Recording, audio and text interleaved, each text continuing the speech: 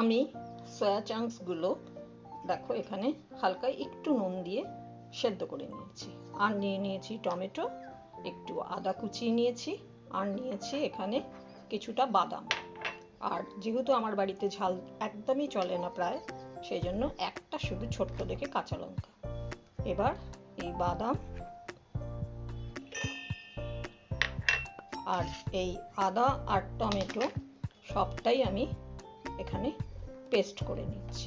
সয়াবিনগুলো আমি সেদ্ধ করেছি, আমি কিন্তু জল একেবারেই এমন মাপে দিয়েছি যাতে জল আর সয়াবিন একদম প্রায় সমান সমান থাকে। গ্রাইন্ডারে নিয়ে ওই সেদ্ধ যে সয়াগুলো নিলাম সেগুলোকে গ্রাইন্ডারে নিয়ে জাস্ট একবার ঘোরাবে, এইরকম দানা দানা মতন হবে। এই কড়াইয়ে তেল গরম হয়ে গেছে, প্রথমেই দিয়ে দিচ্ছি একটু জিরের গুঁড়ো, সামান্য একটু ধনে, এরপর দিয়ে দিলাম নুন, দিলাম হলুদ।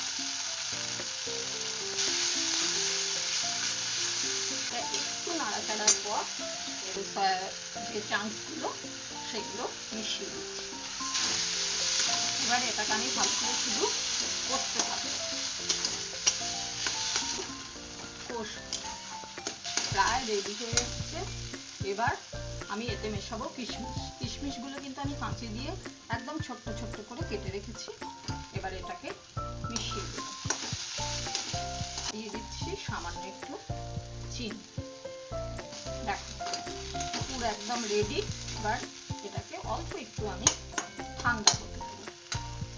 দেখো এই পাঁপড় দিয়ে কিন্তু তৈরি হবে এই চমৎকার রেসিপিটি। দেখো একটা করে পাঁপড় নিচ্ছি, নিয়ে এই এখানে জলে অল্প করে ভিজিয়ে নিলাম। ভিজিয়ে জলটা যতটা পারলাম ঝেড়ে নিলাম। এরপর এই পাঁপড়ের উপরে আমি দিয়ে দিচ্ছি এই পুরটা। পুরটা যতটুকুনি পারছি একটু স্প্রেড করে দেওয়ার চেষ্টা করছি। ব্যাস, এবার আমি এটাকে এইভাবে ফোল্ড করছি। দুপাশ থেকে ফোল্ড হলো, এরপরে আবার উপরে এবং নিচে এইভাবে ফোল্ড করে করে আমি কিন্তু এখানে রাখবো। এই ফোল্ডিংটা এইভাবে আমি প্রত্যেকটাতেই করে নিচ্ছি।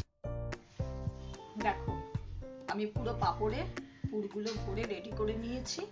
এবার আমি একটা একটা করে তেলে ছেড়ে দেব। যেদিকে মুখটা বন্ধ সেদিকটাই কিন্তু তেলের দিকে দেব।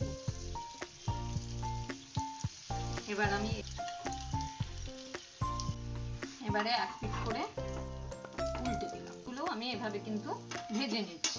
দেখো রেডি হয়ে গেছে আমার প্রত্যেকটা ভাজা। এবারে তেল গরমও হয়ে গেছে। এবারে প্রথমে আমি দিয়ে দিলাম একটা শুকনো লঙ্কা ফোড়ন, আর দিয়ে দিলাম একটু গোটা জিরে, দিয়ে দিলাম আলু। আলু এখানে বুঝে সেই মতো দিয়ে দিলাম হলুদ। এবারে আমি আলুটাকে একটু ভেজে নেব। দেখো আলু আমার মোটামুটি ভাজা হয়ে গেছে। এবার যে পুরে আমি যা মশলা দিয়েছিলাম সেই মশলা, তার সঙ্গে জিরে গুঁড়ো ধনে গুঁড়ো মিশিয়ে নিয়েছি। আর যারা লঙ্কা খাও তারা এতে লঙ্কার পাউডার দিয়ে চিলি পাউডার একটু জল দিয়ে দিয়ে মশলাটাকে কষানো হয়ে গেছে। এবার আমি দিয়ে দিচ্ছি সামান্য একটু চিনি, যাতে একটু স্বাদটা ভালো আসে। বাকি ধোয়া জলটা আমি এখানে ইউজ করব। আরো একটু জল লাগবে, কাজেই দিয়ে দিলাম জল। এবার আলুগুলো সেদ্ধ হবে। দেখো আলু আশা করি সেদ্ধ হয়ে গেছে। হ্যাঁ, আলু দেখো সেদ্ধ হয়ে গেছে। এবার এই ঝোলেই কিন্তু আমি এই পুর ভরা পাঁপড়গুলো ফেলে দেবো, কেননা পাঁপড় কিন্তু অনেকটাই ঝোল আবার টানবে। এই একটা একটা করে আমি এখানে দিয়ে দিলাম পাঁপড়গুলো। একটু ডুবিয়ে দিই ঝোলে। গরম মশলা দিয়ে দিলাম। আর যারা ঘি খেতে পছন্দ করো তারা সামান্য ঘি দিতেই পারো, কিন্তু আমার ঘরে ঘি চলে না, তাই আমি ঘিটা দিলাম না। ব্যাস, এবার কিন্তু আমি অফ করে দিলাম। স্ট্যান্ডিং টাইমে একটু থাকবে। দেখো একদম রেডি টু সার্ভ। দেখে মনে হচ্ছে না যেটা একটা আমিষ পদ? মনে হচ্ছে ডিমের অমলেট দিয়ে বোধহয় কিছু কারি করা হয়েছে, কিন্তু না। তোমরা দেখলে এতক্ষণ। তোমরা ভালো থেকো। সকলকে অনেক অনেক ধন্যবাদ।